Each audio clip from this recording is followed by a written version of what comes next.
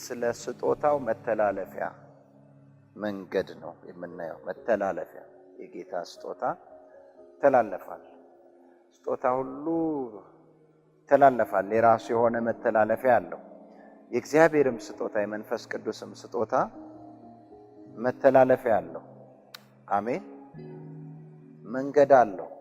አንዳንድ ጊዜ ልማድ ይመስለናል። አንዳንድ ጊዜም አንዳንድ ሰዎች ልባቸውን ክፍት አድርገው አይቀበሉትም።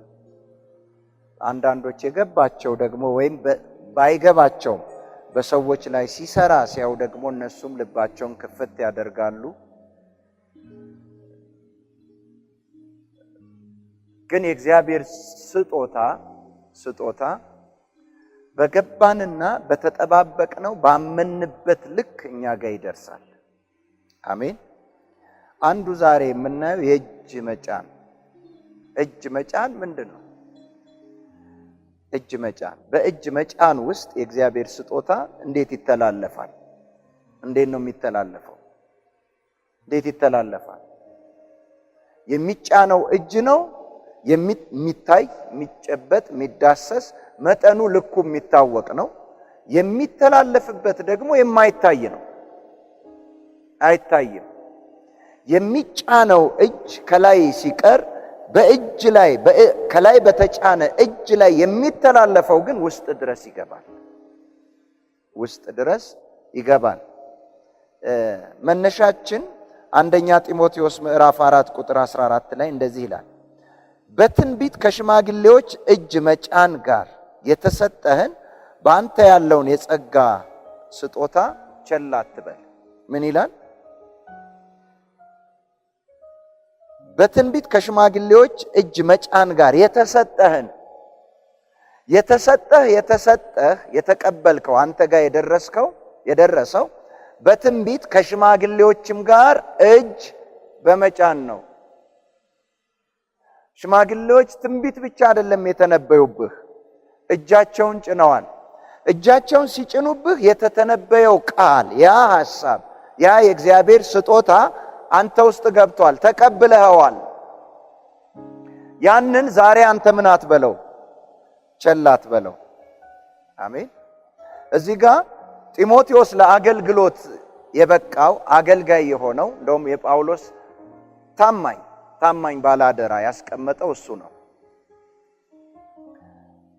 ከታማኝነቱም በላይ በቤተ ክርስቲያን ውስጥ ሽማግሌዎች፣ ዲያቆናት፣ ኤጲስቆጶስ ለነዚህ ሁሉ ሲመረጡ ሲሾሙ አንተ ነህ መምረጥ ያለብህ ይለዋል። አንተ ነህ መምረጥ ያለብህ። ያን ያህል የበቃ ነው። ያን ያህል ያደገ ነው። ያን ያህል የታመነ ነው። ያን ያህል ልብ የሚጣልበትና የሚያሳርፍም ነው። እዛ ጋር ግን በራሱ አልደረሰም። ስታዩት ወጣት ነው። ግን ውስጡ ያለው የተቀበለው ያ ጸጋ ግን ሽማግሌዎችን፣ ዲያቆናትን፣ ኤጲስቆጶሳትን እስኪመርጥ ድረስ አብቅቶታል። ወጣት ነው፣ ልጅ ነው፣ እጅ ነው ያረፈበት። የተቀበለው ግን የእግዚአብሔርን መንፈስ ነው፣ የእግዚአብሔርን ጸጋ ነው፣ የእግዚአብሔርን አደራ ነው።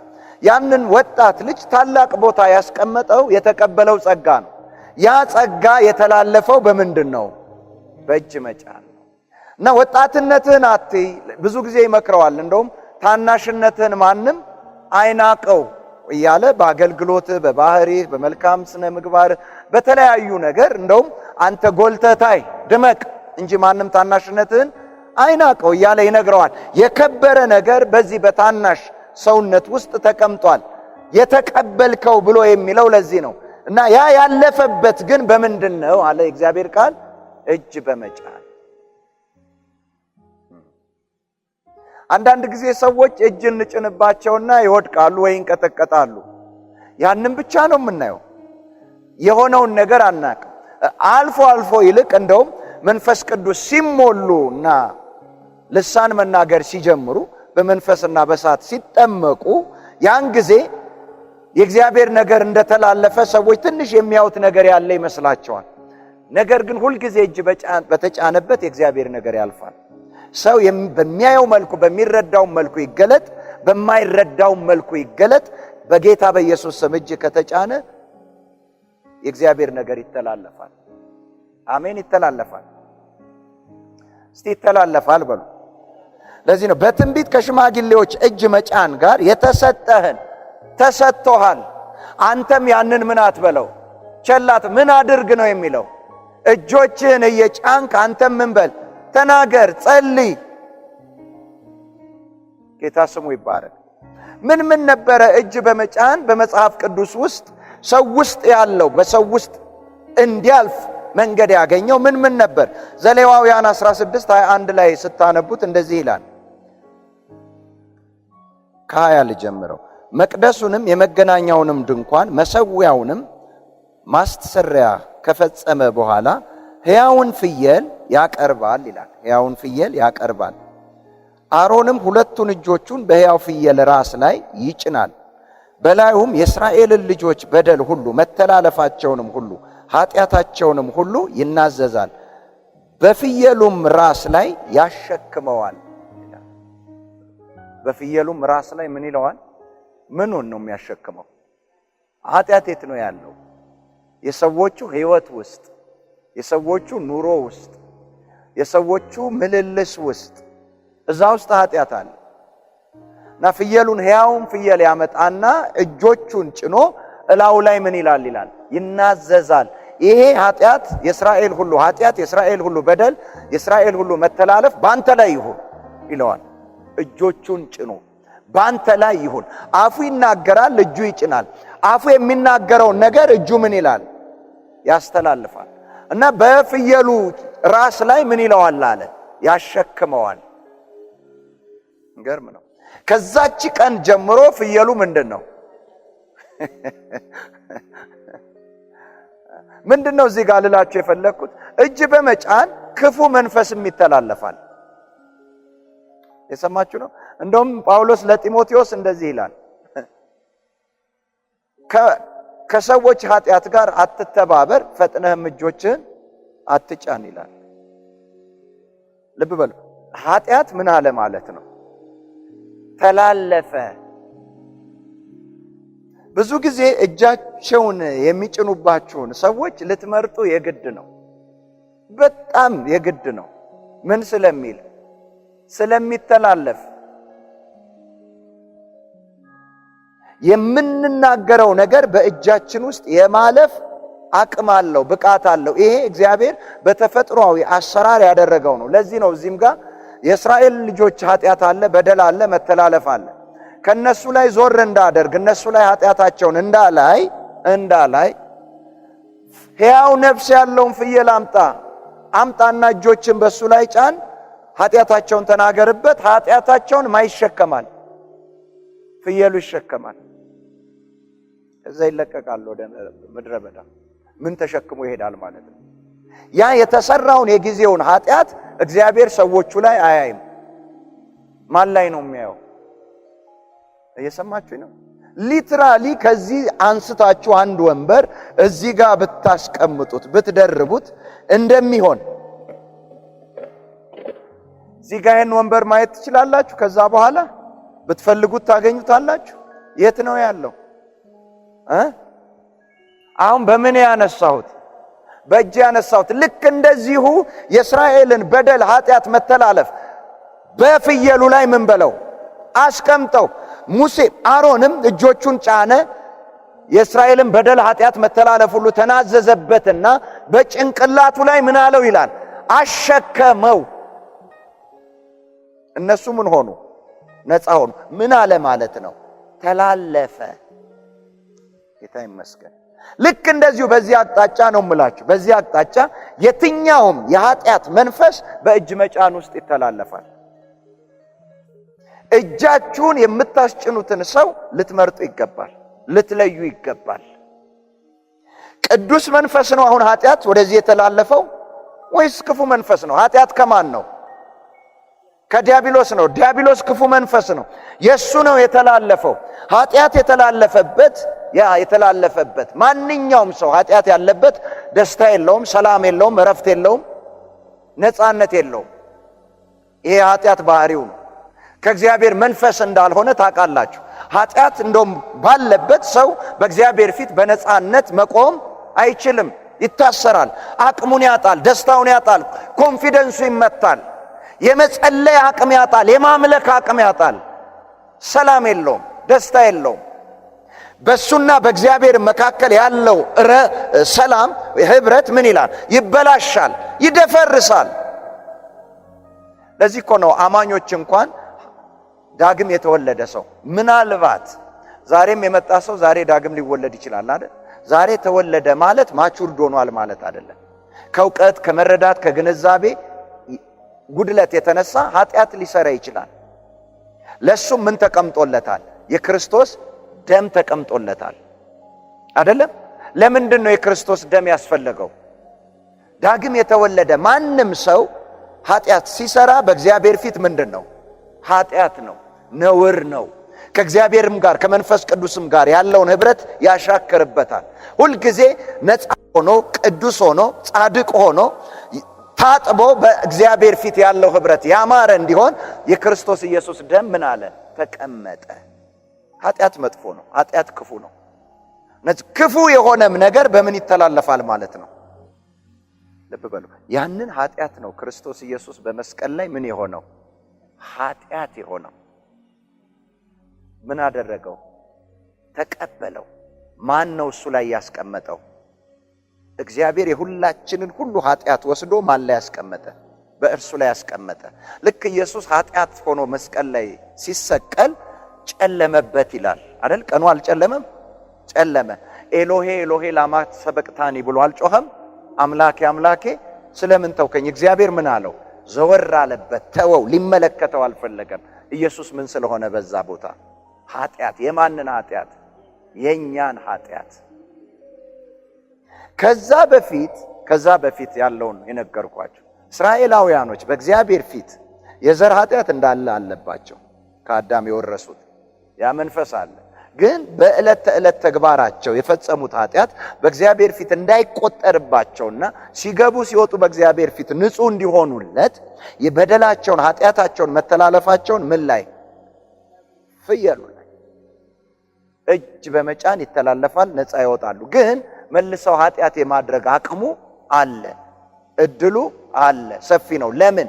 ያ የዘር መንፈስ በውስጣቸው ስላለ። ወደኛ ስንመጣ ጌታ ኢየሱስ ኃጢአታችንን ብቻ ሳይሆን ያነሳልን የዘር ለውጥ አመጣልን። ጌታ ስሙ ይባረክ። አሜን። ማንም በክርስቶስ ቢሆን ምንድነው ያለው? አሮጌው ምን ብሏል? አልፏል። ያ አሮጌው ምንድነው? አሮጌው ሰው፣ ደካማው ሰው፣ ከሰይጣን ጋር የተወዳጀ ሰው፣ የሰይጣን መንፈስ ያለበት ሰው፣ የሰይጣንን ባህሪ የተካፈለ ያንን ማንነት ምን አለው? አስወገደው። አሁን ንጹህ ሆነናል። አሁን ንጹህ ሆነናል። ግን በዚሁ ባለንበት ለማንም እጅ መጫን ራሳችንን አሳልፈን ከሰጠንና ልባችንን ከፍተን አሜን ካልን ክፉ መንፈስ ያልፋል። ፕሮሰስድ ባትሆኑም ይዋጋችኋል። እስቲ እጅ በመጫን ይተላለፋል ብሎ ሰዎች ውስጥ ያለ የትኛውም ክፉ ነገር መተላለፍ ይችላል። በጣም ልትጠነቀቁ ይገባል። በጣም ጳውሎስ እኮ አለ፣ በደንብ ስም፣ ሁለተኛ ቆሮንቶስ ምዕራፍ 11 ቁጥር 14 ላይ ሰይጣን የብርሃን መልክ እንዲመስል ራሱን ምን ይላል? ይቀይራል፣ ይለውጣል። እሱ እንዲህ ካደረገ ደግሞ የእሱ አገልጋዮች እኛን ሐዋርያቶችን መስለው የጽድቅ አገልጋይ መስለው ይቀርባሉ አለ። የማ አገልጋዮች? የሰይጣን አገልጋዮች። ምንድነው ያለባቸው? የሰይጣን መንፈስ። ምንድነው የሚያስተላልፉት? የሰይጣን መንፈስ። ምን በሚመስል አገልግሎት? የጽድቅ በሚመስል አገልግሎት። አንዱ እጅ መጫን፣ እንደዚህ ክፉ እጅ በመጫን ያልፋል። ሁለተኛው ደግሞ መልካሙን መንፈስ ያልፋል። ዘዳግም 39:9 ላይ ሙሴም ይላል በኢያሱ ላይ እጆቹን ስለጫነበት የጥበብን መንፈስ፣ ሙሴም ኢያሱ ላይ እጁን በጫነበት ጊዜ የጥበብን መንፈስ ተቀበለ፣ ተካፈለ። ከሙሴ ሙሴ ውስጥ ያለው በቀጥታ ወደ ኢያሱ በማን ገባ ማለት ነው? እጅ በመጫን። ልብ በሉ 72ቱም ላይ ይላል እግዚአብሔር ከ72ቱም ሰዎች ላይ ማን ነው? ከሙሴ ላይ መንፈሱን፣ ጸጋውን፣ ቅባቱን፣ ጥበቡን አንስቶ 72ቱ ሰዎች ላይ ምን አደረገ? አፈሰሰው ይላል፣ ሰጣቸው። ያ ሙሴ ውስጥ የነበረው ነገር የጥበብ መንፈስ ሙሴ የተቀበለው ኢያሱ የተቀበለው በምንድን ነው? እጅ በመጫን ተላለፈበት። የክፉም መንፈስ እንደዚሁ ይተላለፋል፣ የእግዚአብሔርም ቅዱስ መንፈስ እንዲሁ ይተላለፋል። እኛ ሁሉ ጊዜ የእግዚአብሔር መንፈስ ብቻ እንዳይመስለን ነው የሚተላለፈው። የሰማችሁ ነው? የክፉም መንፈስ ምን ይላል? ይተላለፋል። የእግዚአብሔር መንፈስ ሰዎች ሲያገኛቸው ብቻ አይደለም ሪአክት የሚያደርጉት። የክፉ መንፈስም ሲያገኛቸው ሰዎች ይወድቃሉ፣ ሪአክት ያደርጋል። የተለያየ ነገር ማድረግ ይችላል። ልሳን እንዳለው ታውቃላችሁ የክፉ መንፈስ። ለዚህ እኮ ነው ልሳን አንዱ ከተናገረ አንዱ ደግሞ ምን ይበል? ይተርጉም፣ ይረዳል። በተለይ የማታውቁት ሰው የማታውቁት ጉባኤ ብድግ ብሎ ድንገት ልሳን ሲናገር አታውቁትም። ምን እንደሚል ታውቃላችሁ ወይ? አታውቁም። በቤተ ክርስቲያን ውስጥ እዚህ ማለት አዳራሽ ውስጥ በመንፈስ ቅዱስ የተሞሉ ሰዎችም ልሳን ይናገራሉ፣ በክፉ መንፈስ የተሞሉ ሰዎችም ልሳን ይናገራሉ ነው። ከእግዚአብሔር መንፈስ ስለመሆኑ ማስረጃ አይደለም ሰው ሲጸለይለት ልሳን መናገሩም መውደቁም መንቀጥቀጡም። የሰይጣንም እንደዛው ስለሚያደርግ ሐዋርያቶቹም ጋር ስትመጡ እንደዛው ነው የሚለው። እጆቻቸውን ጫኑባቸውና መንፈስ ቅዱስን ምን አሉ? ተቀበሉ። ከማ? ከሐዋርያቶች ውስጥ።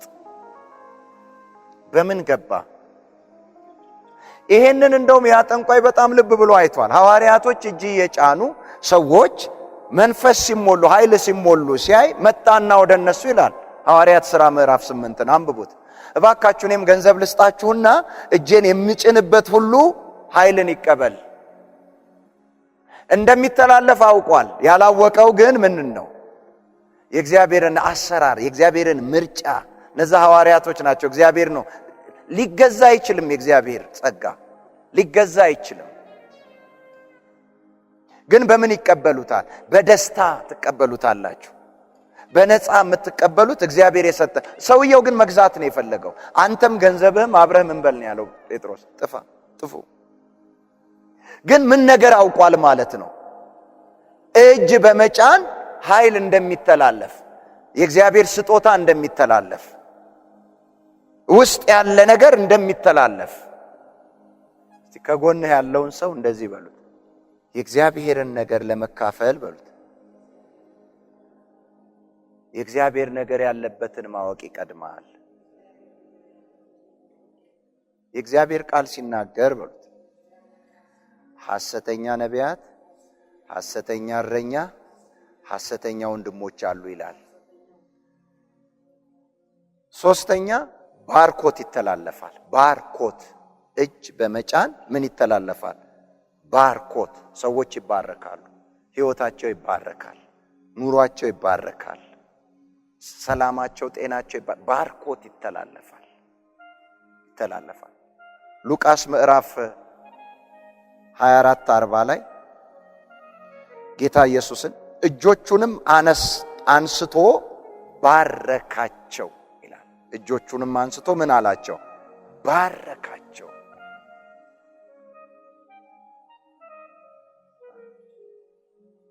ልብ በሉ። ወደ ብሉይ ኪዳንም ስትመጡ እንዲህ ይላል፣ የአሮንም ልጆች ከአሮን የተነሳ የነኩት ሁሉ ይቀደሳል ይላል። ምን ያሉት ሁሉ? የነኩት ሁሉ። ከማ የተነሳ? ከአሮን የተነሳ። የማ ልጆች? የአሮን ልጆች። የአሮን ልጆች ካህናቶች ናቸው አይደሉም? ማን ነው ካህን? አባታቸውን። ከሱ የተነሳ እነሱ የነኩት ሁሉ ምን ይላሉ? የአባትነት ጥላ በላያቸው ላይ ስላረፈ እኛ ጋር ደግሞ ያ የበረከት መንፈስ ራሱ መንፈስ ቅዱስ እኛ ውስጥ አልፏል። ስለዚህ የምንነካው ሁሉ እጃችንን ጭነን ቃል የምናወጣበት ሁሉ ምን ይለዋል? ይባረካል። የበረከት ቃል ይደርሰዋል፣ ይባረካል። አሜን አሜን። አሁን ለምሳሌ ሰዎች ልጆች ይወልዱና ለጌታ ለመስጠት ሲመጡ ምንድነው የምናደርገው? አንዳንዴም ልጁ ማያለቅስ ከሆነ እናቅፈዋለን። ካልሆነም ደግሞ እጃችንን ጭነን ምን እንላለን? እንጸልያለን። የምናወጣው የምንናገረው ቃል በምን ይተላለፋል? በእጅ መጫን ይተላለፋል። ትዝ ካላችሁ ሉቃስ ላይ ጌታ ኢየሱስ ገና ሕፃን ሆኖ ወደ ቤተ መቅደስ እንደ ሕጉ እንደ ልማዱ አመጡት። ሲያመጡት ማን ያገኘው? ስምዖን አገኘውና አቀፈውና አስቀመጠ ማለት ነው። እጆቹ ላይ አስቀመጠውና ቃል ተናገረ። 2 ቃል፣ ትልልቅ ቃል የተናገረው አንተ ለእስራኤል ክብር ነህ፣ አንድ ለአሕዛብ ደግሞ ሁሉን የሚገልጥ ብርሃን ነህ አለው። በቃ አለቀ።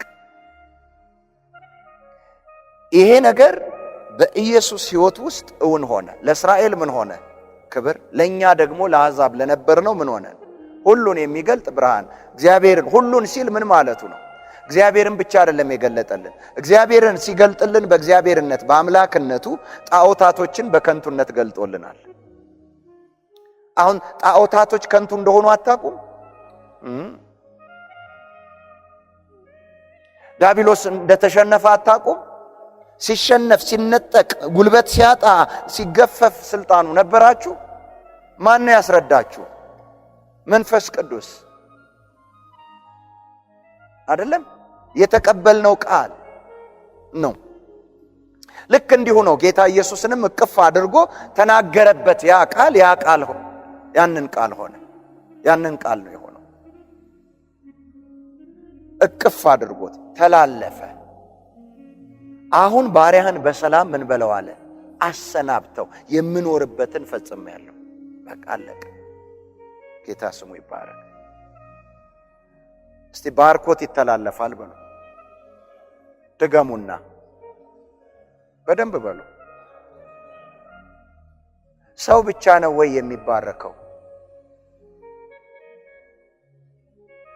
ሁኔታዎች ይባረካሉ፣ ኑሮ ይባረካል፣ ትዳር ይባረካል፣ ስራ ይባረካል፣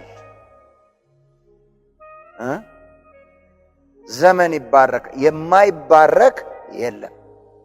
ለምን? ተቀባይነት አለው። ይሄንን ሬዚስት ማድረግ የሚችል የለም። ልብ በሉ። ቆይ በደንብ ስሙ። እሺ የጌታንስ መንፈስ ሰው ፈልጎ ናፍቆ ነው እጅ እንዲጫንለት የሚፈልገውና ሲጫን የሚተላለፈው። የሰይጣንን ማን ነው ፈልጎ የሚተላለፍበት? ማን ይፈልገዋል?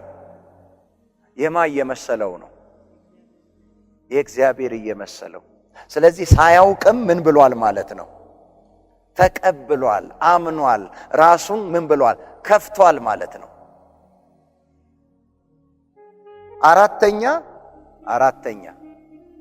አራተኛ በሽተኞች ይፈወሳሉ፣ ይድናሉ። እንዴት ነው በሽተኞች የሚድኑት? ቆይ ልብ በሉ። እንደዚህ ያለ ጌታ ኢየሱስ ማርቆስ 16:18 ላይ ከ15 ጀምሮ ስታነቡት ከላይ ያመኑትንም እነዚህ ምልክቶች ይከተሏቸዋል። እንዲህ ይላል እንጂ ከዛ በፊት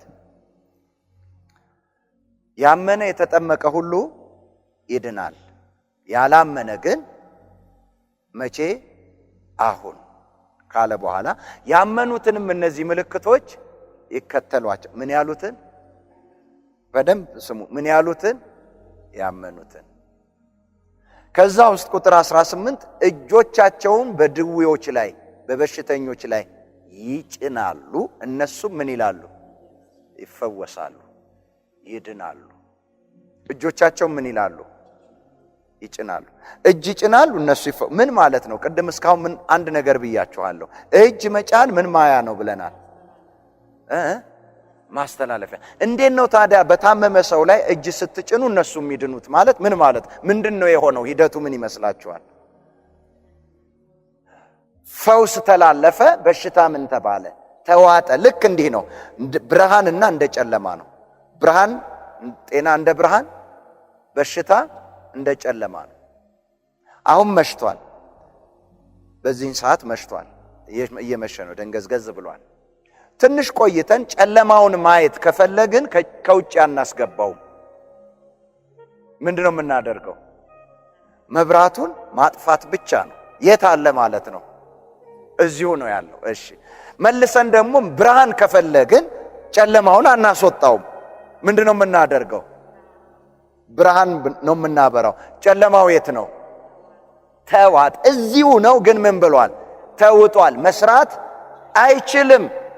ልክ እንዲሁ እናንተም በበሽተኞች ላይ እጆቻችሁ ምን ትላላችሁ? ትጭናላችሁ። ያን ጊዜ ምን ይሆናል? በሽታ ይዋጣል። መስራት አይችልም፣ መኖር አይችልም፣ መገለጥ አይችልም። ግን ያስተላለፋችሁት ምንድን ነው? ፈውስ ነው። የሚያስወጣው ምኑ ነው? ፈውሱ ነው ከናንተ ሄደው። ምክንያቱም ሁለቱም ከሁለት መንፈስ ነው የሚመጡት። ጤናው ከቅዱስ መንፈስ ነው የሚመጣው። የበሽታ ምንጩ ደግሞ ምንድን ነው? ክፉ መንፈስ ነው። ሁለቱ አብረው ሊኖሩ አይችሉም። እናንተ ማድረግ ያለባችሁ ምን ማድረግ ብቻ ነው? ማስተላለፍ። የሚያስወጣው ማን ነው? የጤናው ጉልበት፣ የጤናው ኃይል። ክብር ለኢየሱስ ይሁን። አሜን በሉ ባካችሁ። ልንገራችሁ፣ ቆይ በደንብ ስሙ። ወንጌላውያኖች መጥተው እጅ ይጭናሉ አለ። እኛ እንደምንለው በፈውስ የተቀቡ ሰዎች አለ አላለም። ምን ያሉ ነው የሚለው? ያመነ ሁሉ ምን ተቀብሏል? መንፈስ ቅዱስ ተቀብሏል፣ ኃይል ተቀብሏል። ጌታ ስሙ ይባረክ። ያ ኃይል ሲተላለፍ በሽታ ምን ይሆናል? አለቀ። ስለዚህ ሁሉም ጋር ነው ያለው ማለት ነው። ምን? ፈውስ። ያ ኃይል፣ ያ እግዚአብሔር መንፈስ። ክብር ለኢየሱስ ይሁን። እጆቻቸውን ይጭናሉ፣ እነሱም ምን ይላሉ አለ። ልክ ስትጭን አሁን የሚጠበቀው ምን ብቻ ነው? እኮ የምንንጫጫው አንድ ነገር ጎሎን ነው። የጎደለን አንድ ነገር ነው። ምን? እምነት። እኛ እንጂ ያለን ምን ብቻ ነው? እጅ ጫኑ ብቻ ነው ያለው። ጌታ ስሙ ይባረክ። እነሱም ምን ይላሉ አለ? ይድናሉ። ዙሪያ ጥምጥም የምንሄደው አንዳንድ ጊዜ እኮ እግዚአብሔር እንደ ሰው ቢሆን አንድ ነገር ከሰው ልትጠይቁ ፈልጋችሁ አንተ እኮ መልካም ነህ፣ አንተ እኮ ደግ ነህ፣ አንተ እኮ ቸር ነህ፣ አንተ እኮ እንዲህ ነህ፣ አንተ እኮ እንዲህ ነህ፣ ወደ 10 ደቂቃ ብታረዝሙበት እንዲህ ስትሉ ምን ይላችኋል? በመሃል ለምን ግልጹ የምትፈልገውን አትጠይቀኝም ነው እኮ የሚለው ሰው አይደል? መቼም እግዚአብሔር በትዕግስቱ ባለጠጋ ስለሆነ ይሰማናል እንጂ አንዳንዴ የኛ አካሄድ ተፈወስ ከሆነ ምንድነው? በቃ ተፈወስ ነው፣ አለቀ እኮ። ማንለው ነገር እኮ የለንም። ማንወተውተው የለንም። አጋንንትም ከሆነ ምንድነው? ብዙ የምንታገለው ምን ስለጎደለን ነው እንጂ እኛ ጋር የደረሰው ቶሎ ማይሰራ አሙቀነው እኮ እናንተ እኮ አሙቀን አቀጣጥለን ምጣድ እንደሚሰማ መስማቱን ካረጋገጣችሁ በኋላ አሁን በቃ ይሆናል ብላችሁ እንደሱ እኮ ነው የምናደርገው እኛ። አላለም። እጆቻችሁ ምን በሉ ነው ያለው? ጫኑ። ኦሬዲ በአንተ ውስጥ የሚተላለፍ ምን ተቀምጧል? ኃይል፣ መንፈስ ተቀምጧል። ጌታ ስሙ ይባረክ። አሜን። እና ያ ሁሉ የሚለን ምንድን ነው? የሚያስጮኸን፣ ያን ሁሉ የሚያናግረን፣ እዛ የሚያስረግ ዙሪያ ጥምጥም እንድንሄድ የሚያደርገን ምንድን ነው? ማመስገን እንኳን እኮ ውስጣችን በሌለበት ለበሽታ ብለን ነው የምናመሰግነው። ለምን? በቃ ማመስገን ከፈለግ ቀጥታ እናመስግነው። ይሄን ከሆነ ቀጥታ ይሄን እናደርግ። አንተ ፈዋሽ፣ አንተ ሩህሩህ ነህ። እውነት እኮ ነው። አንተ በሰው ችግር በሰው ስቃይ አትደሰትም ማንለው የለንም። እውነት ነው። አዎ እውነት ነው። ግን ለዚህ ያለን እጆቻችሁን ብቻ ምን በሉ? ጫኑ። እኔን ማደናነቅ ከፈለክ በዛው በቃ በማደናነቅ እንደ ሰው ቅድም አልኳችሁ። እኔ ብዙ ሰው ዳር ሲለኝ እኔ ብዙ በቃ ይከብዳችሁ። እናንተም ታውቁታላችሁ። ጥምዝ ለምን ዙሪያ ጥምዝ ትሄዳለህ?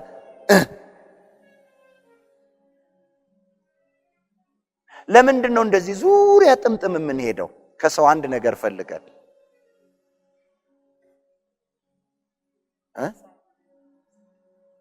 እስቲ የተጠቀማችሁም ትኖራላችሁ። ቆይ ለምን ተጠቀማችሁት?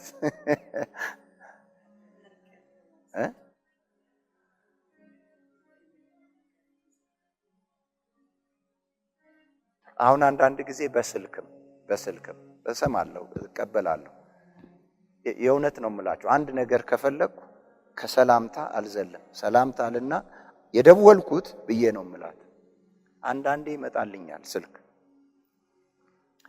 ቤተሰብ፣ ልጆች፣ አገልግሎት ምናምን የነሱንም እዛም ሁሉም ይዳረስና እንደው በነገራችን ላይ አሁን የደወልኩት አዲስ ይጀመራል። እየሰማችሁ ነው? ያንን እኮ ነው አሁን እዚህ ያንን ልማድ ነው እዚህ የምናደርገው እኮ። ሰማችሁኝ? ያንን ልማድ ነው። እጆቻቸውን ምን ይላሉ? ጭናሉ። እነርሱ ምን ይላሉ? ይፈወሳሉ፣ ይድናሉ። ጌታ ስሙ ይባረክ። ምንም ነገር የታመመ እጆቻችሁን ከጫናችሁበት ምን ይላል? ይፈወሳሉ። እናንተ ውስጥ የሚተላለፍ የእግዚአብሔር ኃይል አለ። ለበረከትም ይሆን አንድ፣ ሁለተኛ ለምን ለፈውስም ይሆን ለየትኛውም ነገር። ሰው ብቻ ነው እንደሚባረከው ነው ወይ? በጸሎትና በቃል ሁሉ ነገር ምን ይሆናል አለ? ይቀደሳል አለ ጢሞቴዎስ ላይ። ጌታ ስሙ ይባረክ። ክብር ለኢየሱስ ይሁን። እጃችሁን የምትጸልዩበት አስቀምጣችሁ የምትጸልዩበት ሁሉ የምትናገሩትን ነገር ይካፈላል። ያንን ወደ ምትፈልጉት ነገር እንዲያመጣ የሚያደርገው መንፈሱም እናንተ ውስጥ አለ። ጌታ ስሙ ይባረክ። እኛ ውስጥ የተቀመጠው መንፈስ ነው። እኛ ውስጥ የተቀመጠው የእግዚአብሔር ኃይል ነው። እኛ ውስጥ የተቀመጠው የኢየሱስ ስም ነው። የምንፈልገውን ነገር ያመጣዋል። አሜን አትሉም? ለበረከቱ በረከትን፣ ለፈውሱ ፈውስን። ጌታ ስሙ ይባረክ። እና እነዚህ አራት ነገሮች ዛሬ የምናደርጋቸው ናቸው። በደንብ ስሙኝ። ከመጀመሪያው ልምጣላችሁ። የመጀመሪያው እጅ በመጫን ምን ሲተላለፍ አየን? ክፉ መንፈስ እጅ በመጫን ከተላለፈ ክፉን መንፈስ እጅ በመጫን ምን ማድረግ ይቻላል? ማስወጣት። እስቲ ይወጣል በሉ እስቲ። ሁለተኛ የእግዚአብሔር መንፈስ ምን ይላል? ይተላለፋል። ምን በማድረግ? እጅ በመጫን ነገርኳችሁ። የመጀመሪያው ዘሌዋውያን 16:21፣ ሁለተኛው ዘዳግም ስንት?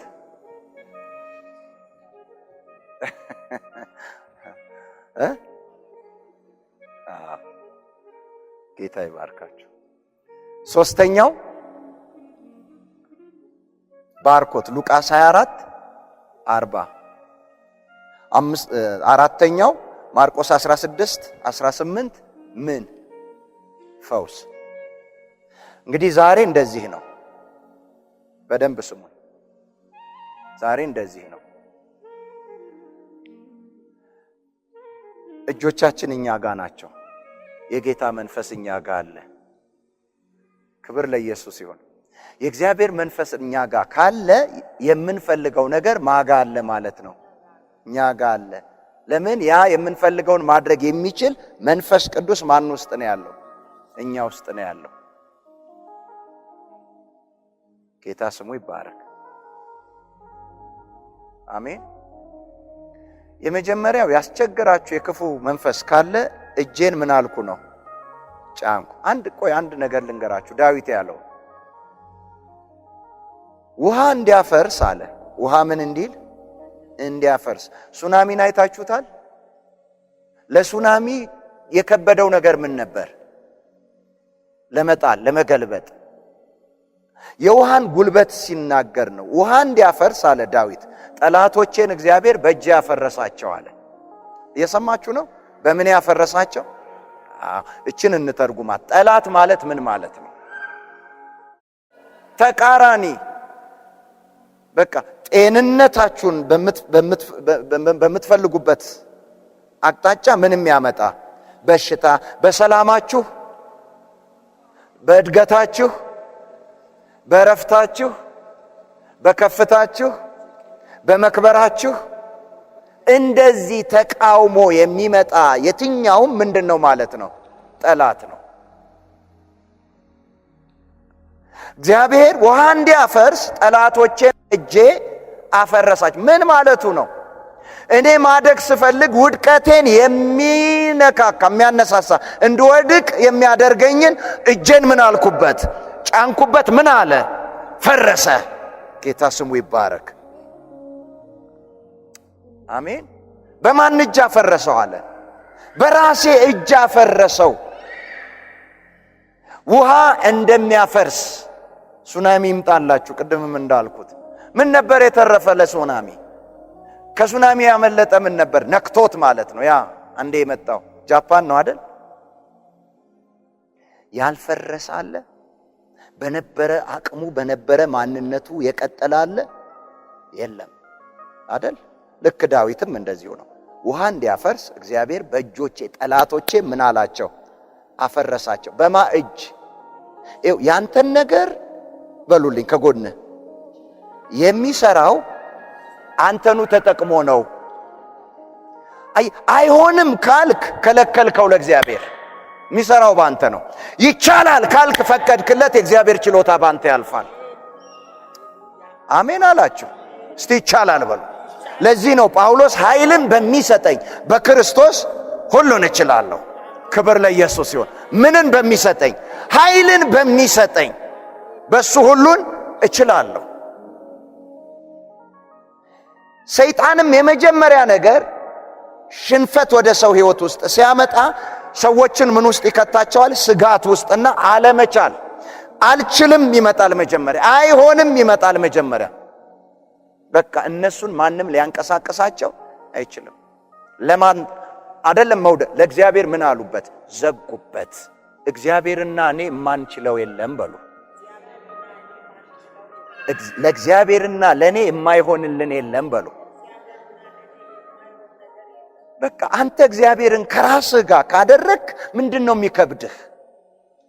እግዚአብሔር ላንተ ከሆነ ምንድነው የሚከብድህ? እግዚአብሔር ወዳጃችን ነው፣ ጠላታችን አይደለም፣ አባታችን ነው። አሜን በሉ ባካችሁ። ግን ማንን ይጠቀማል? እኛን ይጠቀማል። እስቲ እኔን ይጠቀማል በሉ። ለእኔ ሥራ መባረክ በሉ። እግዚአብሔር እኔን ይጠቀማል በሉ። ለእኔ አገልግሎት መስፋት በሉ። እግዚአብሔር እኔን ይጠቀማል። ለእኔ እድገት እግዚአብሔር እኔን ይጠቀማል። ለእኔ ረፍት በሉ። እግዚአብሔር እኔን ይጠቀማል። በእግዚአብሔር ሁሉን ቻይነቱን በእናንተ ውስጥ በሱማ ማንም አይችልም የሚለው ማንም የለም። የሚከብደው ወደ ራሱ አምጥቶ እግዚአብሔር በሱ ውስጥ ይችላል፣ በእኔ ውስጥ ይሰራል፣ በእኔ ውስጥ ኃይለኛ ነው የሚለውን ነው ሰው የሚጠራጠረው እንጂ እግዚአብሔር ለብቻው አስቀምጦ እግዚአብሔር አይችልም የሚል ማንም ይኖራል ብዬ አላስብም። ግን ያስችለኛል፣ በእኔ ውስጥ ይሰራል፣ በእኔ ውስጥ ትልቅ ነው፣ በእኔ ውስጥ ኃይል አለው። ምክንያቱም እግዚአብሔር የሚሰራውን በማን ውስጥ ስለሆነ? በእኔ ውስጥ ስለሆነ። የኛን መስማማት ይፈልጋል። አንድ ነገር ልንገራችሁና እንጨርስ ወደ ጸሎት። ዛሬ የጸሎት ቀን ስለሆነ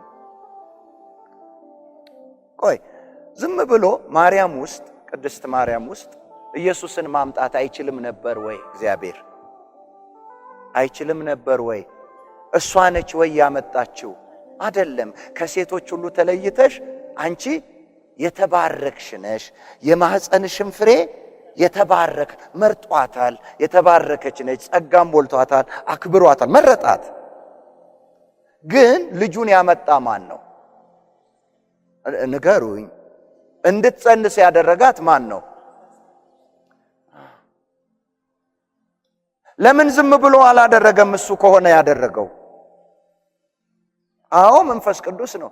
እንዴት ይሆናል ስትል የእግዚአብሔር መንፈስ በላይሽ ላይ መንፈስ ቅዱስ ይመጣል ባንቺ ላይ ይጸልይልሻል አለ። ኦቨርሻዶ ያደርግሻል ማለት ኃይሉ ያርፋል። ከዛ ይሄን የተነገረውን ቃል እውን ያደርገዋል፣ አካል ያለብሰዋል ነው። እሱ ከሆነ አድራጊው ለምን እዛ መከራከር ውስጥ ሁሉ ከመልአኩ ገብርኤል ጋር ለምን ገባች? ለምን እግዚአብሔር ዝም ብሎ አላደረገውም?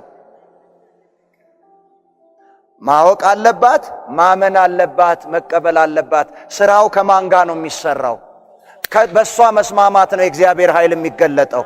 ለዚህ ነው መጨረሻ ላይ እንደ ፈቃድ ይሁንልኝ፣ እነሆኝ እኔ የእግዚአብሔር ባሪያ፣ እንደ ፈቃድህ ይሁንልኝ፣ እንደ ቃልህ ይሁንልኝ። አለች። አየ ሰጠች። ለማሰጠች ለእግዚአብሔር። አዎ ልምድ የለም ከዚህ በፊት እንደ ያለ ነገር ሆኖ አያውቅም። ግን አንተ እግዚአብሔር ነህ፣ በእኔ መሆን ይችላል። አንተ እግዚአብሔር ለቀቀችለት። ከዛ ሆነ። አይ እግዚአብሔር እኮ አይችልም አይደለም የሷም ጥያቄ። በእኔ ውስጥ ይሄ እንዴት ይሆናል? እግዚአብሔር አዳምን አምጥቶ የለ እንዴ? እግዚአብሔርን እኮ አይደለም የተጠራጠረችው። የእግዚአብሔር ሐሳብ በእኔ ውስጥ እንዴት በእኔ ውስጥ ይሆናል? እኔ ያለው ወንድ አላቅም እንዴት ሊሆን ይችላል ነው እኮ እንጂ እግዚአብሔር ጋር አይደለም ጥርጥሩ። እንደውም ያሳመናት ምንድነው? ያሳመናት ምንድነው? እኔ እኮ መልአኩ በእግዚአብሔር ፊት የምቆም ነኝ ሲላት እኮ ነው እንዴ? ለሱ የሚሳነው የለም። እነሆኝ የጌታ ባሪያ እንደ ቃልህ ይሁንልኝ። ያን ጊዜ ምን ሆነ? አየ ክርስቶስ ኢየሱስን ያመጣው በማን ነው? በሷ ምን መስማማት፣ የእግዚአብሔርን ችሎታ መቀበል፣ እሺ ማለት መፍቀድ ነው። አሁንም ዛሬም እኛ የእግዚአብሔርን ችሎታ፣ የእግዚአብሔርን ፈቃድ፣ የእግዚአብሔርን ሐሳብ ከተቀበልን ካመንን የእግዚአብሔር ኃይል በእኛ ሕይወት ይገለጣል። ይሆናል። እግዚአብሔር የተናገረን ሁሉ አሜን አላችሁ። እስቲ ይሆናል በሉ ድገሙና። ያውም እኮ እሷ ምንም በሌለበት ነው። እኛ ፈውሱ ቢሆን በክርስቶስ ኢየሱስ ጨርሶታል። ያለቀ ሥራ ነው። በረከት ቢሆን ያለቀ ሥራ ነው። ከክፉ መናፍስት መዳን ቢሆን ያለቀ ሥራ ነው። ምንድነው አዲስ የሚሰራው? ምንም የለም። ምንድነው ከኛ የሚጠበቀው? ማመን ብቻ። ጌታ ስሙ ይባረክ። ክብር ለኢየሱስ ይሁን። እስቲ ከጎናችሁ ያለውን ሰው ዛሬ ለትልቅ ነገር ራስን አዘጋጅ በሉት። እግዚአብሔር ባንተ ውስጥ ያልፋል። በእነዚህ በአራቱ ነው እጅ በመጫን። እንዴት ነው አሁን የምንጸልየው? የመጨረሻ ከኔ ጋር አብረን እንጸልያለን። የመጨረሻ እናንተ ናችሁ ግን አሁን የምትጸልዩት። በእምነት እጄን ምን አደረኩ? ጫንኩብህ ብላችሁ ጌታ ስሙ ይባረክ። እዛ የረበሻችሁ ከሱ ነው የምንጀምረው። የረበሻችሁ ነገር ላይ እጃችሁ ምን ትላላችሁ? ትጭናላችሁ። ምን ያልፋል? ኃይል ያልፋል። ያ ኃይል አልፎ ምንድነው የሚያደርገው? የተናገራችሁትን ይፈጽመዋል። ውስጣችሁ ያለ የእግዚአብሔር መንፈስ በገባበት በዚህ ሥጋ የሚወሰን አይደለም። ጌታ ስሙ ይባረክ። አሜን በሉ ባካችሁ። እስቲ አሜን በሉ። እስቲ አይወሰንም በሉ። አንድ ምሳሌ ልንገራችሁ። እዚህ የሆነውን እንጸልያለን። ዛሬ እናንተ ናችሁ የምትጸልዩት። ያ ያደከማችሁ ያቃታችሁ የማትፈልጉት ነገር እስከ መቼ ነው አልፈልግም እያላችሁ? መቼ ነው የሚያበቃው? መደምደሚያ ሊኖር ይገባል። መቋጫ ሊኖር ይገባል። ማብቂያ ሊኖር ይገባል። ዛሬ ነው። እስቲ ዛሬ ነው በሉ ድገሙና። ውስንነት የለበትም። ምን ብቻ ነው የሚፈልገው? እምነት ብቻ። ቃሉን ላከ፣ ፈወሳቸው፣ ከመከራቸውም አዳናቸው። እግዚአብሔር መንፈስህን ትልካለህ ይፈጥራልም የምድርንም መልክ ያድሳል ተብሎ ተጽፏል። የሚላክ ነው እኛ ውስጥ ያለው። እንግዲህ እጅ በመጫን አራቱ ነገሮች ዛሬ ይሆናሉ። ኤክሰርሳይዝ አድርገን የማንጠቀምበት ከሆነ እምነት ሳይሆን ሃይማኖተኞች ነን። የሰማችሁ ነው። የእግዚአብሔርን ቃል አድርገን ምን ማለት አለብን? መጠቀም። እምነት ደግሞ ለሃይማኖት ሳይሆን ለድርጊትና ለሕይወት ነው። ክብር ለኢየሱስ ይሁን። አሜን። እስቲ ዛሬ ይሆናል በሉ። እስቲ እጅ በመጫኔ የእግዚአብሔር መንፈስ የእግዚአብሔር ኃይል ይተላለፋል። አንደኛ ምንድነው የሆነው? እዚህ ጋር የተላለፈው እሱን ነው የምንሰብረው።